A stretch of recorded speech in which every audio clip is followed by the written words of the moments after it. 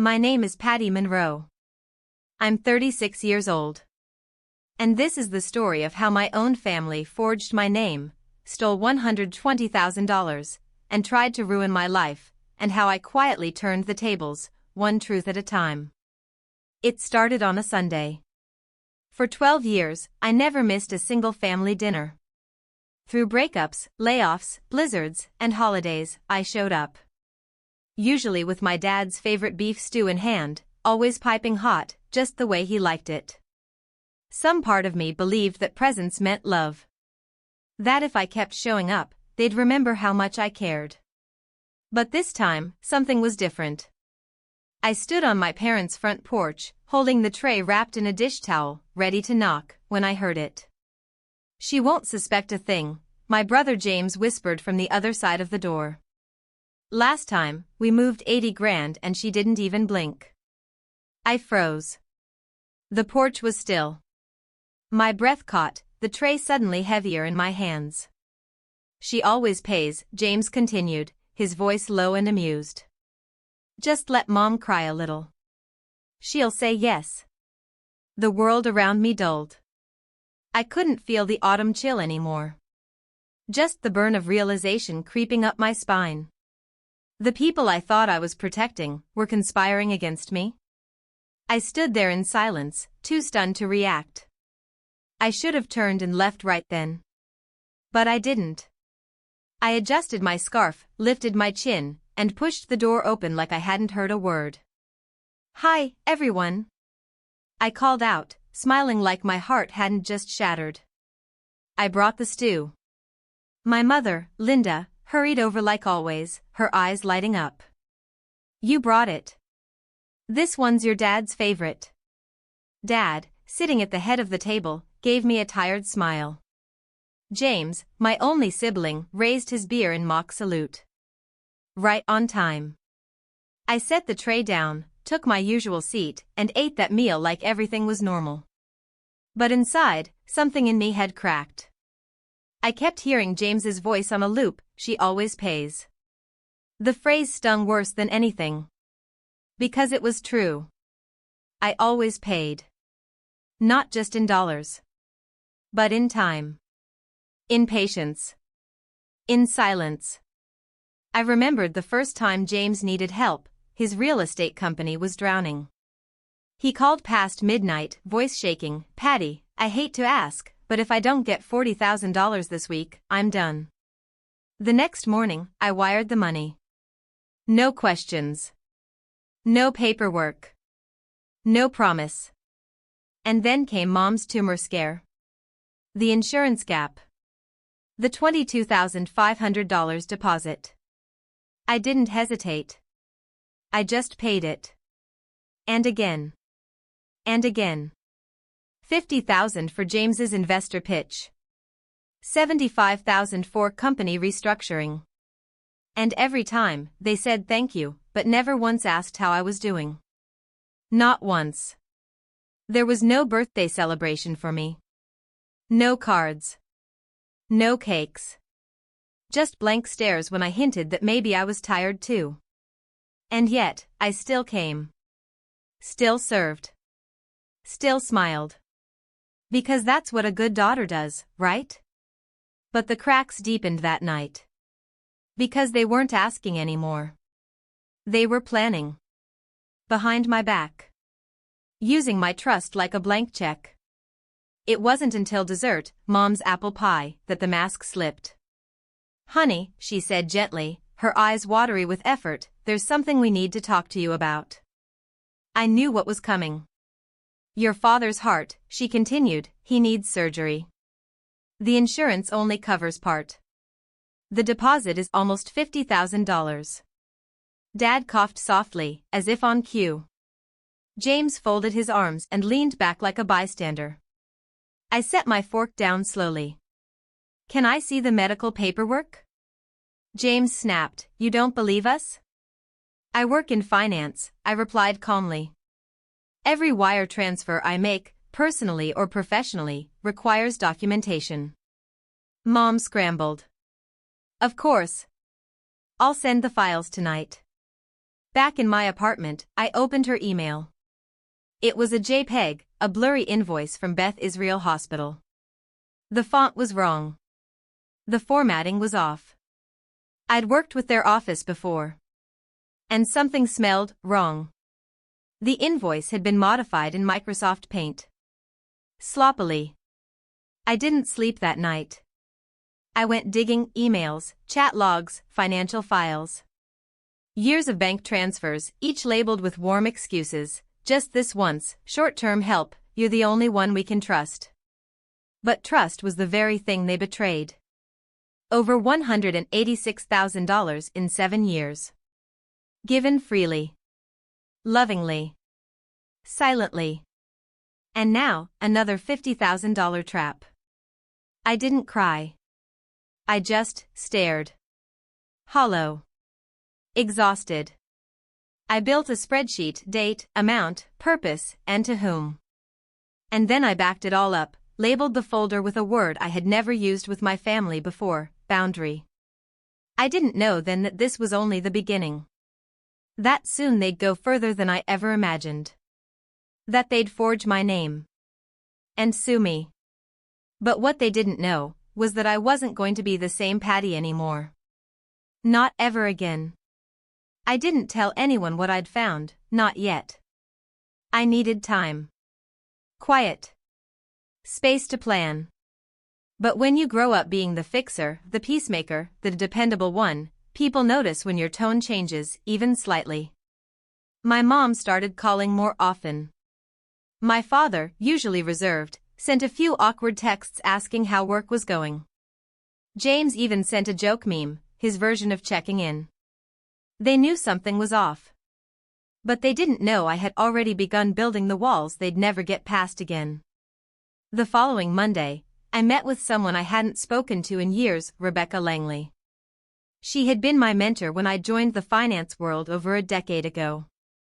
She was the first woman I'd seen openly walk away from a toxic family and never look back.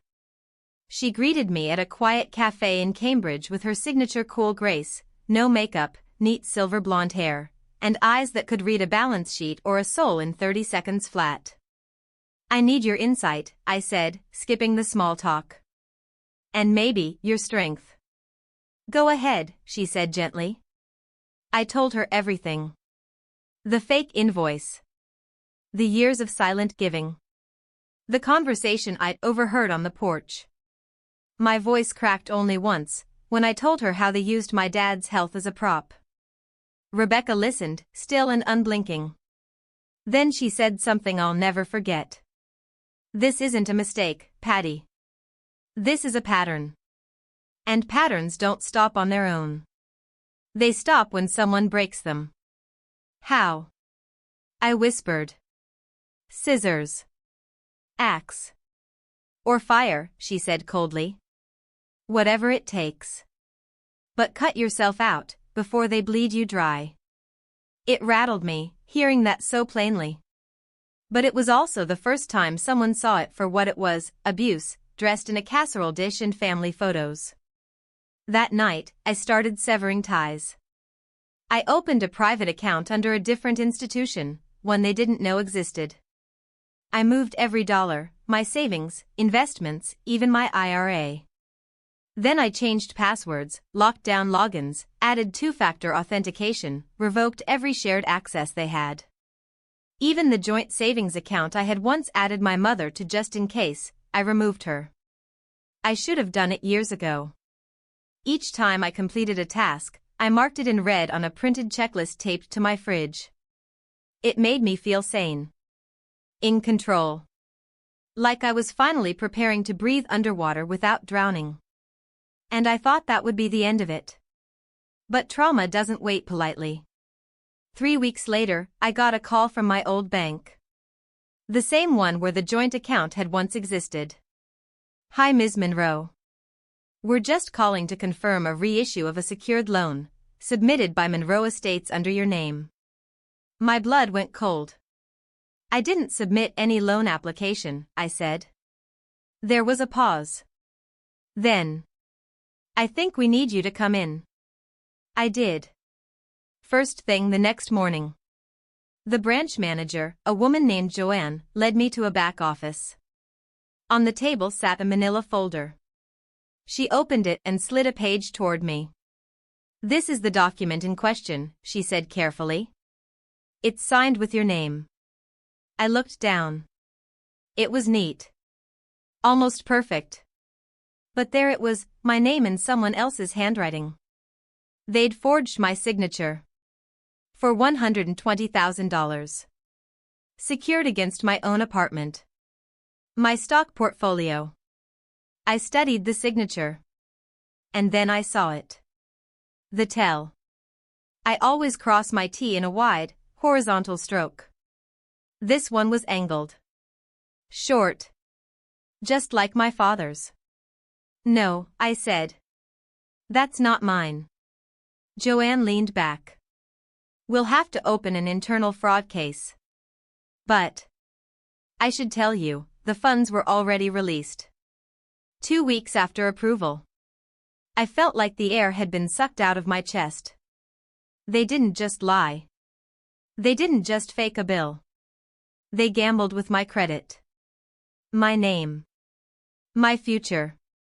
I asked who submitted it. She flipped through the documents. James Monroe. Verified by cosigner. Richard Monroe. My father. My own father witnessed the fake signature. I walked out of the bank in a daze. Not even the bright morning sun could warm me. My insides felt hollow, like something had been scooped out and replaced with silence. And still, I didn't cry. Instead, I did what I had always done, I researched. I found every old file James had sent me to take a look at. Contracts, sale agreements, client documents. Things I'd never thought to question. But now, I looked at them like a forensic analyst. And what I found sickened me. Edits. Unauthorized signature fields. Phrases that didn't match the client's originals. One file even included an ownership transfer signed by a man who, according to Google, had been living in a senior facility in Arkansas for 15 years. It was fraud. And James had done it more than once. I contacted a friend from law school who now worked in real estate compliance. Quietly, she told me James had once been under investigation for similar document manipulation in a large land deal, but the case was mysteriously dropped. "Why?" I asked. "One word," she said. "Family. Rumor is your father paid off the other side to settle." My hand tightened around the phone.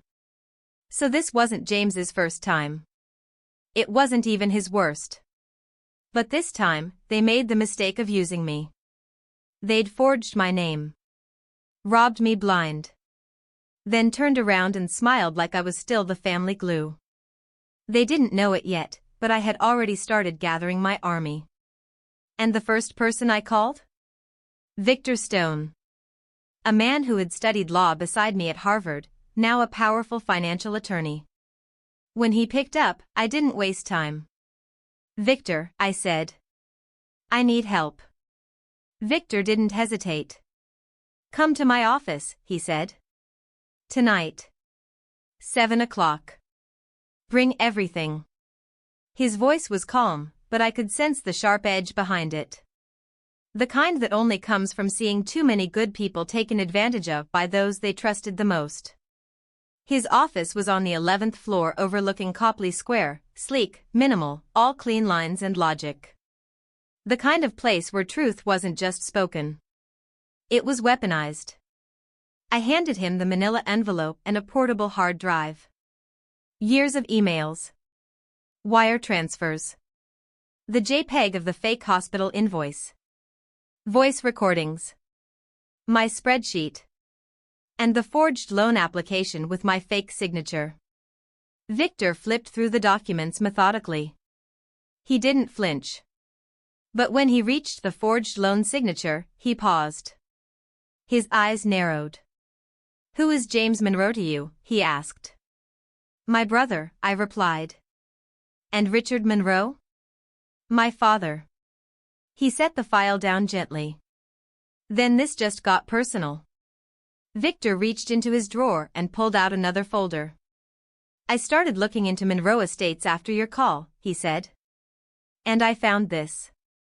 He laid out a scanned copy of an internal share transfer agreement. According to it, James had sold 12% of his company's shares to a third party. Only, there was no actual change of ownership recorded. The transaction had been labeled as internal reallocation. Victor flipped to the next page. The buyer listed here is a 78-year-old man from Arkansas. He hasn't left the state in 15 years. His signature is also forged. I stared at the paper, my heart thudding against my ribs. Victor leaned in. Between that, the forged loan documents, and the pattern of unreimbursed transfers, we're looking at multiple charges: fraud, forgery, financial abuse. And if your father signed the guarantor section? He's legally complicit.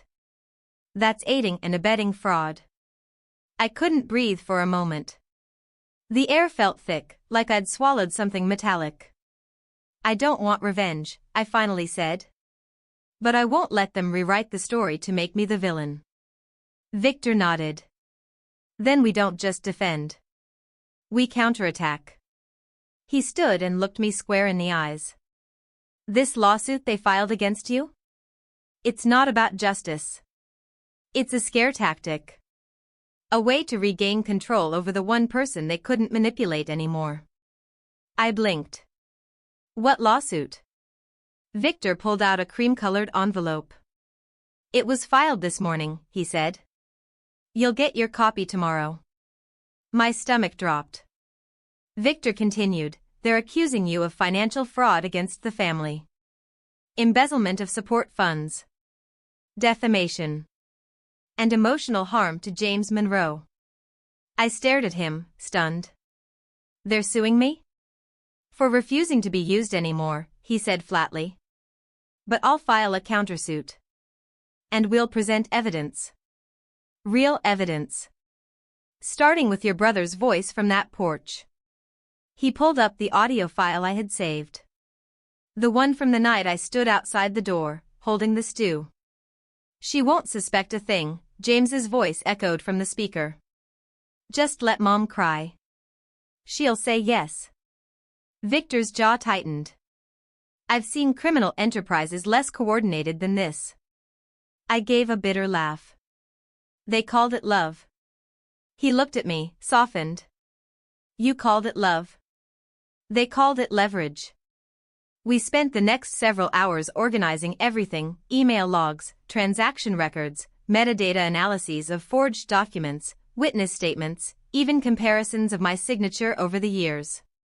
When I left his office, it was past midnight. Outside, Boston was cold and quiet, the sidewalks shining from earlier rain. But for the first time in weeks, I felt something close to peace. Not because I had one, but because I had finally stopped surrendering. 2 days later, I stood in front of a judge. Preliminary hearing. My family sat across the room. James in a stiff navy suit, eyes flickering with nerves. My mother pale, her fingers clenched around a folded tissue. My father, stoic as always.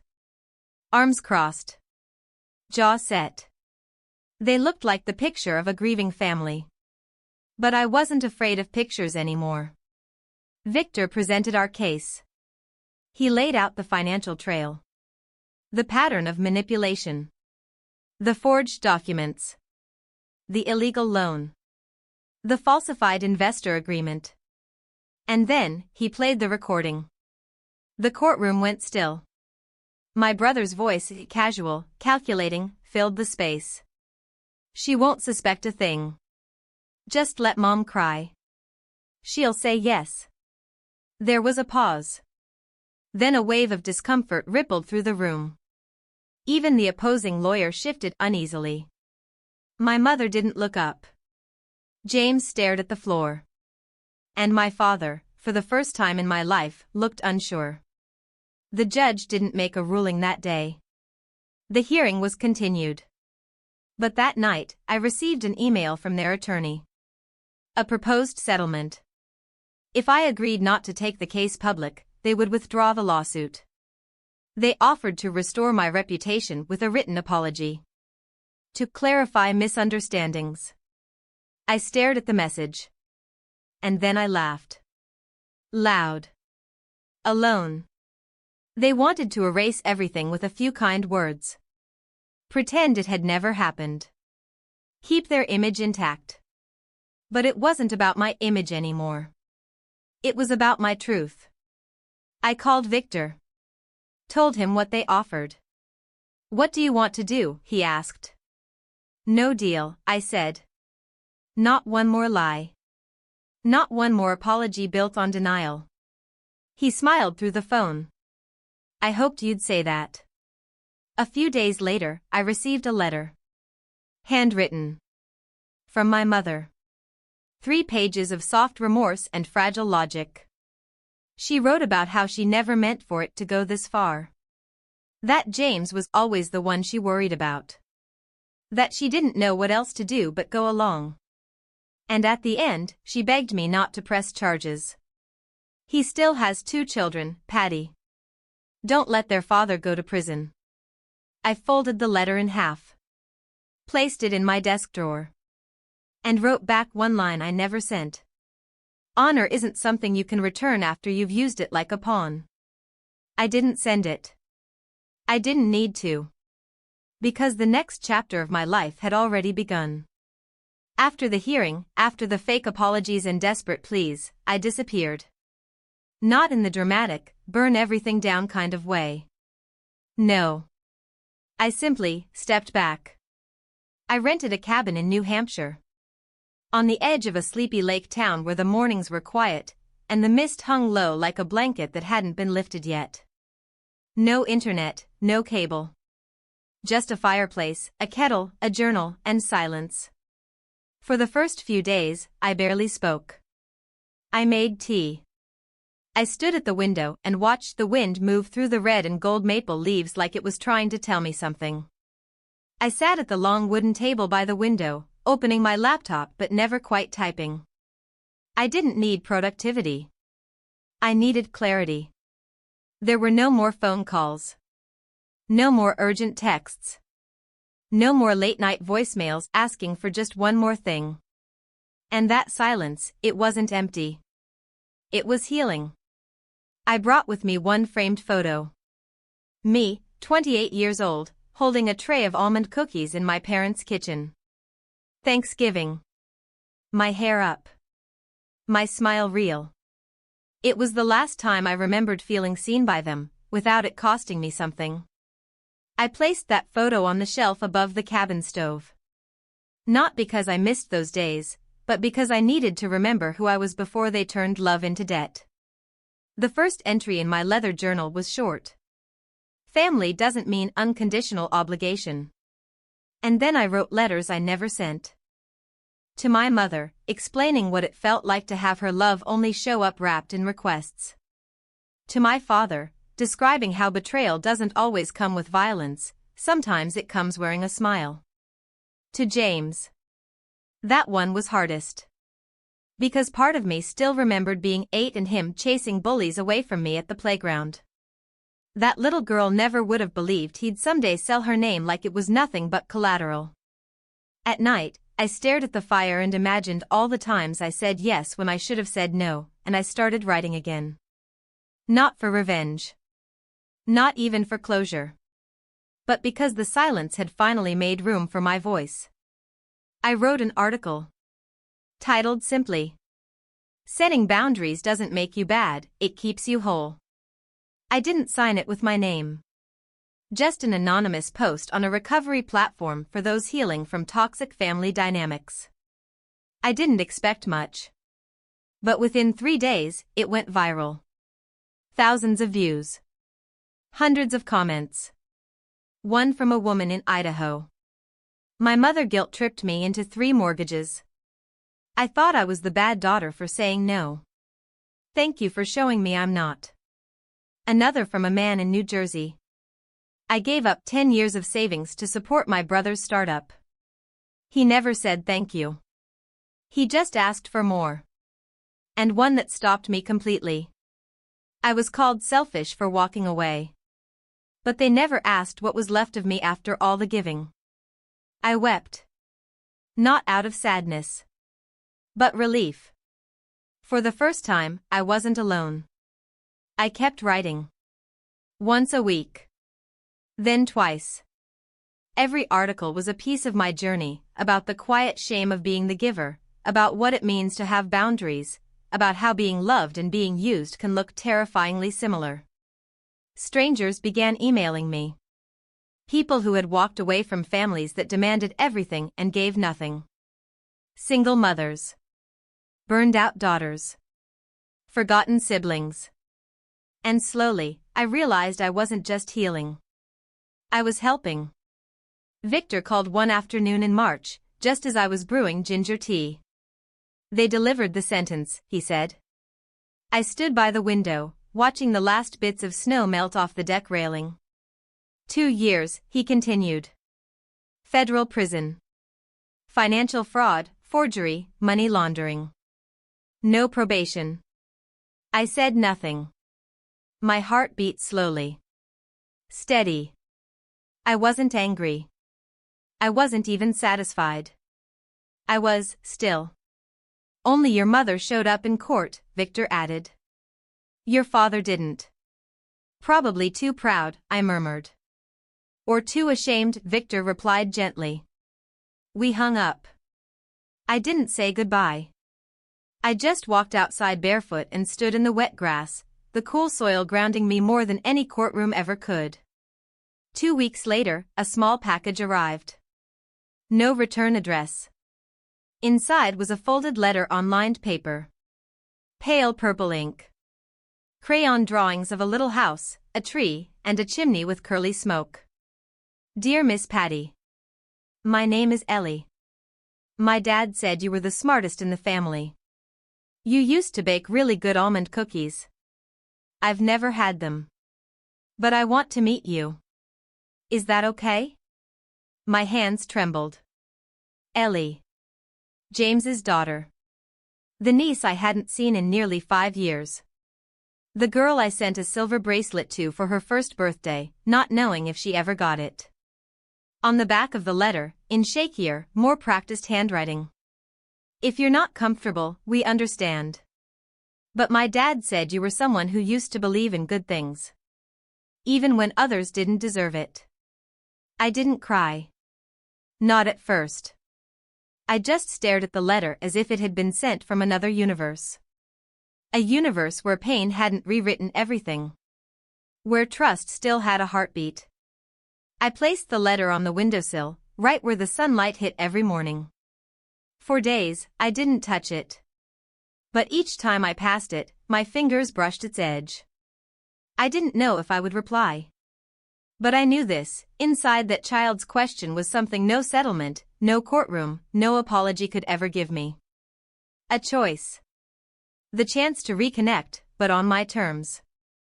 Not through sacrifice. Not through guilt. Not as the family wallet or the fixer. But as someone whole. Finally whole. The letter from Ellie stayed on my windowsill for a full week. Every morning, I'd make coffee and glance at it, sometimes for seconds, sometimes for minutes. There it sat, soft purple ink against lined paper, with that sweet, innocent drawing of a chimney puffing out loops of smoke like cartoon breath in winter air. She hadn't asked for money. She hadn't begged for favors. She hadn't demanded anything. She just asked if it was okay to meet me. And that was what broke something loose in my chest. Because in a world where everyone I once loved had only reached out with invisible strings attached, here was this child, this new little soul, reaching toward me with nothing but curiosity and kindness. She didn't carry her father's sins. And I couldn't carry the weight of mine onto her. That Saturday, I finally sat down with a pen and a single sheet of paper. I didn't say much. Just that I hoped she was doing well in school. That I remembered the bracelet I sent when she was a baby. That I still made almond cookies sometimes, and maybe someday she could try one. I included no phone number. No address. Just a P.O. box I had opened months earlier when I needed to stay off-grid from legal notices and toxic family fallout. 2 weeks later, I got a reply. It came with a sticker on the envelope. A glittery dolphin. "I'm good at spelling," Ellie wrote. "And we planted beans in a cup at school and they grew. I showed Mommy your letter. She said maybe you and I can write stories together. I like stories." That last line made my throat close. Because stories, that was how I had begun to heal. Writing mine. Reading others. Learning that pain doesn't isolate you, silence does. I wrote back. Slowly. Cautiously. I didn't mention James. Didn't ask about my parents. I didn't want to reach backward. I wanted to build something forward. Brick by brick. Letter by letter. With someone who hadn't yet learned to weaponize love. That same month, I published another article online. It was titled, "You Can Walk Away from Family and Still Love Yourself." And it exploded. 10,000 views. Then 50. Then over 100,000. I started receiving invitations from podcasts, healing forums, and trauma recovery groups. My voice was being passed around by people who had never met me, but who knew exactly what it felt like to be the good one until your goodness became a debt someone else believed they were owed. I began recording short audio entries, voice reflections. I posted them anonymously, under the name Willing Grace. Because grace wasn't something I was given. It was something I had to choose every day. And still, Ellie kept writing. Her third letter included a drawing of a treehouse. "Do you think trees remember people?" she asked. Because I think they do. Especially the ones where people once hid secrets or cookies or dreams. That sentence stopped me cold. Because I remembered the old treehouse behind my parents' house. The one James and I built as kids. Hammered together with crooked nails and a ladder made of broom handles. I hadn't thought of it in years. Maybe trees do remember. Or maybe pain has a way of circling back through small hands holding crayons. That summer, Victor reached out again. The civil case had been closed, but the criminal proceedings were moving into sentencing. James had confessed. The prosecutors had enough evidence, from our recordings, the bank's own fraud department, and Victor's detailed investigation, to push for the maximum penalty. But because it was a first-time offense officially, and because he cooperated, the sentence was 2 years, no probation. It could have been more. It probably should have. But I didn't argue. I didn't push for more punishment. That was never the goal. My goal was the truth. To be believed. To be free. A week later, I received another envelope. Not from Ellie. From James. It was typed, not handwritten. 3 pages. No excuses. No denials. Just a quiet acknowledgement. I used you. I did. I believed you'd always come through. That no matter how much I took, you'd forgive me. That's what family meant to me. And maybe that's what broke it. He didn't ask for contact. Didn't try to rationalize the hospital lie or the forged loan. He ended the letter with, "If you ever want to be in Ellie's life, I won't stop it. But I know I'm not the one who deserves forgiveness. And I won't ask you for it." I folded the letter. Placed it in the drawer beneath my journal. I didn't feel triumphant. I didn't feel vindicated. I just felt a closing. A door gently clicking shut. I stepped outside the cabin and sat on the porch, tea in hand. The lake shimmered under the morning sun. A pair of geese floated by, silent and undisturbed.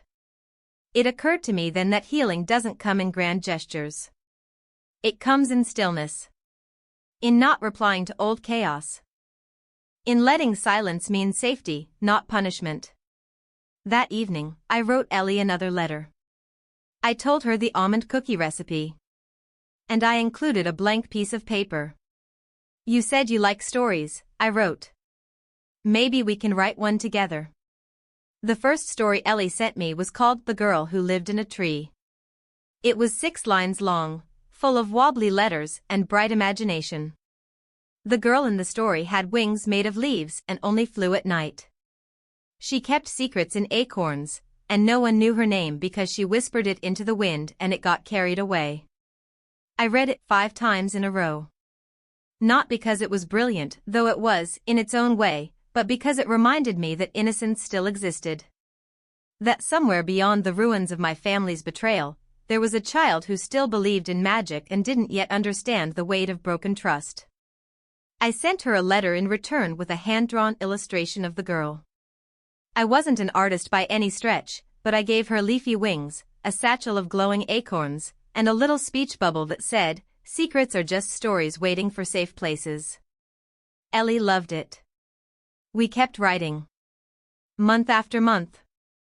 And somewhere in those shared letters and quiet afternoons spent drawing on the porch table, I realized something important. I was no longer healing from my past. I was healing into my future. It wasn't about undoing what had happened anymore. It was about choosing what came next. Victor checked in with updates now and then. James was serving his sentence. My parents had gone quiet. No more letters, no more calls. According to Victor, their assets had taken a hit, especially after the lawsuit fallout and the quiet settlement paid to avoid media coverage. I didn't revel in that. I didn't even care. Because by then, my story had already reached over 2 million views on the platform where I anonymously posted my writings and recordings. I started being invited to speak, virtually, at private support groups. Panels. Mental health forums. Not as a professional. Not as a therapist. Just as someone who'd been through the fire and made it to the other side, carrying a few burns, but still standing. One evening, I received a message from someone named Claire. She was 42, living in Minneapolis, and had spent the last decade financially supporting 2 parents who constantly called her selfish if she hesitated. Her message said, "You told the truth I was too afraid to say. I thought I had to keep paying to stay loved. Thank you for showing me that love given under fear isn't love, it's currency. And I'm done being currency." I read that message while sitting on the dock, my feet dangling above the water. Tears came quietly. The way peace does when you finally stop expecting it. Not long after, I wrote what would become the most viral post I'd ever published. I was the family wallet until I closed the bank. In it, I wrote, "They don't notice the boundaries you draw in sand until they trip over the wall you build with bricks. Some families love conditionally. That's not your fault. It's just your reality. And reality, once named, is something you're allowed to leave." It reached almost 3 million readers. That post became a lighthouse for thousands. Not because it was perfect, but because it was true. And truth doesn't need to be polished. It just needs to be told. One cold morning, a large envelope arrived in the cabin's mailbox. Inside was a folder labeled Ellie and Aunt Patty's Storybook Project. She had written 12 short stories, each illustrated in crayon, and asked if I wanted to help her turn it into a real book. I smiled. Then laughed. And then cried. The good kind. Because here was a child who saw me as something beautiful. Not as a bank. Not as an obligation. But as a co-creator. A co-dreamer. I called Victor. "I think I'm ready to go public," I told him. "With what?" he asked gently. "With everything." He paused, then said, "Are you sure? Because once you step into the light, there's no going back into the shadows." I looked around my quiet cabin, the journal-filled desk, the crayon drawings taped to my fridge. "Yes," I said. Because my story doesn't belong to them anymore. It belongs to me. The article took 2 weeks to write. It was 6,000 words long. I included timelines. Screenshots. Evidence. I even used my full name. The title? My family forged my name for $120,000 and sued me. Here's why I didn't stay silent. It trended within 48 hours. Thousands of shares. Dozens of interviews. I turned down most of them. Because I didn't do this for attention. I did it for liberation. Still, the story spread. It found its way to women's advocacy groups, financial abuse forums, survivor networks. And then one day, a new email came. From a publisher. They wanted to take my writings, recordings, and letters, and turn them into a book. I didn't say yes right away. But when I did, I told them the condition. Ellie's story has to be part of it. Because it wasn't just my survival that mattered anymore. It was the legacy of truth I was now leaving behind. I stood in the corner of the small independent bookstore in Cambridge, just steps from where I'd once met Rebecca Langley in a quiet cafe. Only this time, I wasn't here to ask for help. I was here because the book, She Always Pays, How I Stopped Being the Family Bank, had just hit shelves. People began to fill the room. Some were readers from online who'd followed my anonymous posts for years.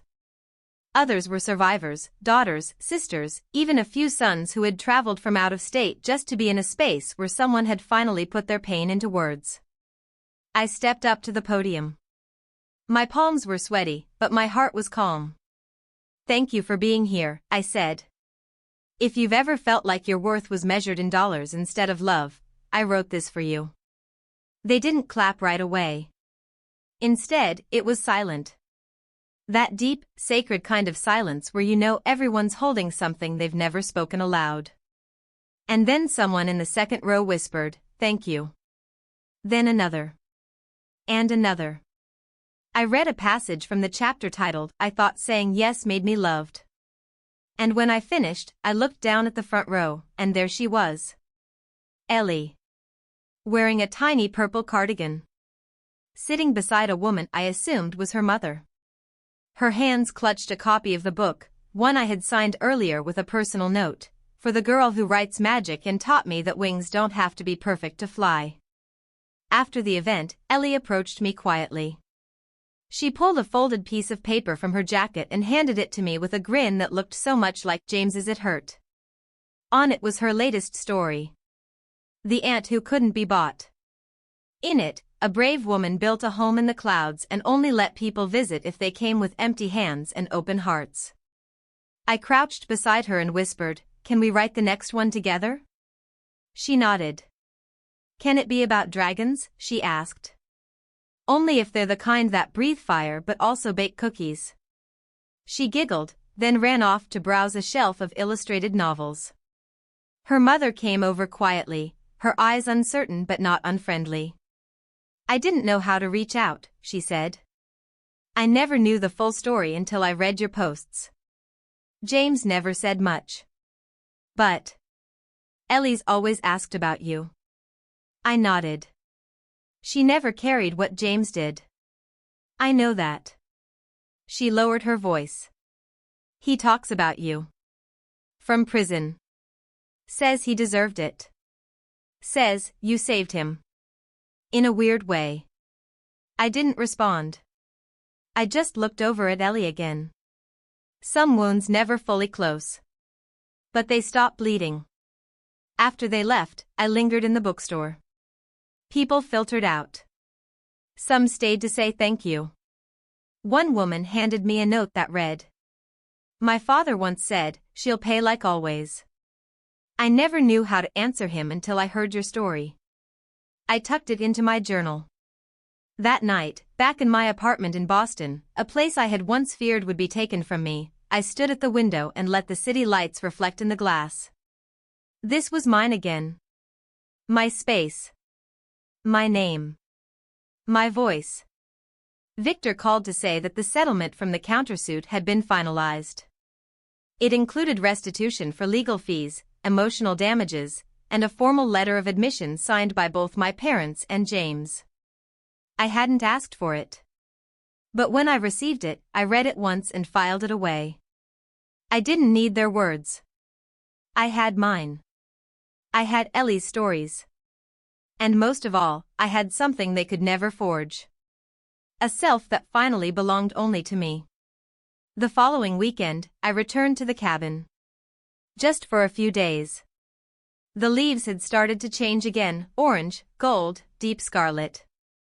The wind was sharp, the kind that wakes you up from the inside. I sat at the same wooden table, brewed a fresh pot of tea, and opened a new journal. On the first page, I wrote.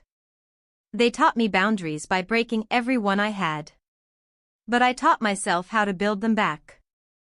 I don't write to them anymore. Not my parents. Not even James. But I write to the woman I used to be. The one who thought being good meant being silent. The one who believed love could be earned with sacrifice. The one who once stood on a porch holding a tray of stew, not realizing her heart was being auctioned off behind the door. And I tell her. You didn't lose them. You found yourself. That, to me, is the greatest kind of revenge. The kind where no one needs to bleed for you to heal. Just truth. And the courage to walk away. What would you do if the people you trusted most forged your name and tried to destroy you, just because you stopped giving? Because sometimes, revenge doesn't look like rage. It looks like rebuilding. One boundary at a time. Revenge echoes, where stories speak louder than revenge. If you've ever been the silent provider in your family, if you've ever felt like love came with conditions, this story is for you. Tell us in the comments, have you ever walked away from someone who said they'd always love you, only when you paid? Subscribe for more stories like Patty's. You never know, yours might be next.